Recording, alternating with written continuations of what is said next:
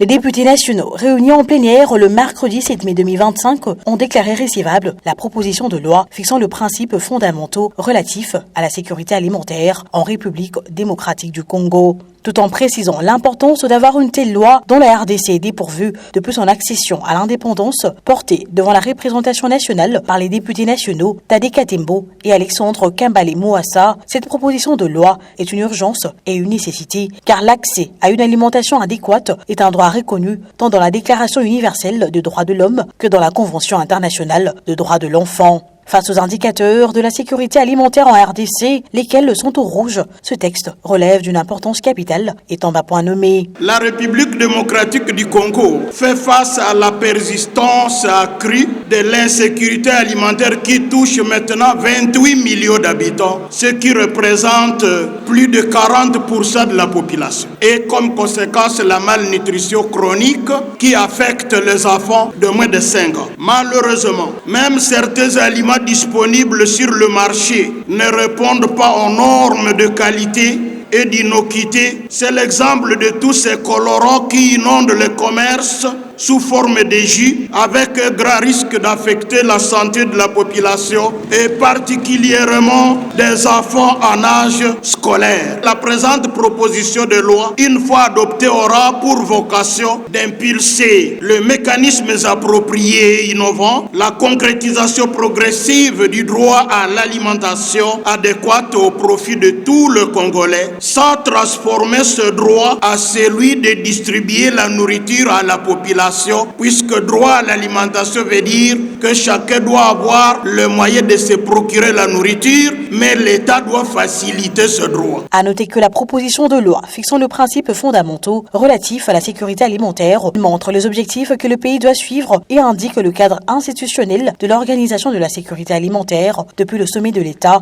jusqu'aux entités territoriales déconcentrées et décentralisées. Elle fixe par ailleurs le financement de la sécurité alimentaire et met un accent sur le secteur minier qui très souvent domine sur l'agriculture, ce qui occasionne la malnutrition. Après débat et délibération, l'Assemblée plénière a voté pour sa recevabilité.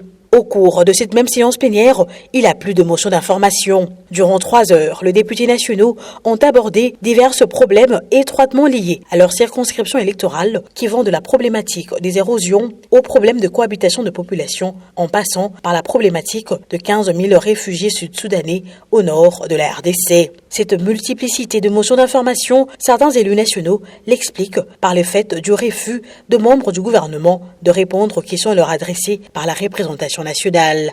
J'interviens parce que tous les collègues passent ici pour soulever des questions d'information. Et cela est dit, honorable président, parce qu'on ne voit pas des ministres venir répondre à nos différentes questions déjà déposées au bureau. On se pose la question, honorable président.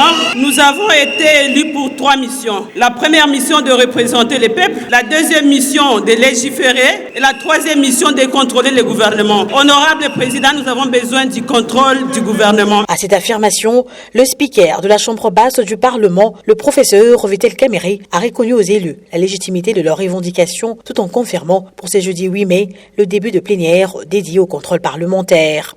Honorable Bazizane et beaucoup d'autres membres de la conférence des présidents avaient souhaité que nous convoquions les ministres sectoriels. Donc demain, nous allons passer en revue toute la problématique des érosions, tous les problèmes des trous dans la ville de Kinshasa et des catastrophes avec le pluie. Les ministres de l'urbanisme habitat, le DG de l'OVD, d'autres autorités gouvernementales seront avec vous demain ici. Au bout du jour, la question des immunités des élus du peuple a une fois de plus été abordée. À ces sujets, le président de l'Assemblée nationale a expliqué que sa correspondance adressée au président de la Cour constitutionnelle n'avait nullement le but de transformer cela en pugilat entre les deux institutions, mais plutôt la recherche du respect de textes régissant la République. Votre président a écrit à la Cour constitutionnelle non pas pour susciter un pugilat entre des institutions, mais pour rappeler seulement l'article 107 de la Constitution. Si le président de la Cour constitutionnelle m'avait écrit, j'allais l'appeler pour lui rappeler 2 ou 3 petites choses seulement. D'abord, j'allais lui poser la question en quelle qualité lui peut interpréter la loi. Il est président de la Cour constitutionnelle, mais n'est pas la Cour constitutionnelle. 2, mais c'est eux-mêmes, après avoir levé les immunités au Sénat, qui ont dit nous allons stopper la procédure des Matata, je ne sais pas quoi, le Sénat avait donné son autorisation, pour lui permettre de se présenter comme candidat président de la République et député national. Est-ce que Kamere était là? Et s'il était élu président de la République, ils allaient faire quoi? C'est par un huis clos que s'est clôturée la séance plénière de ce jour.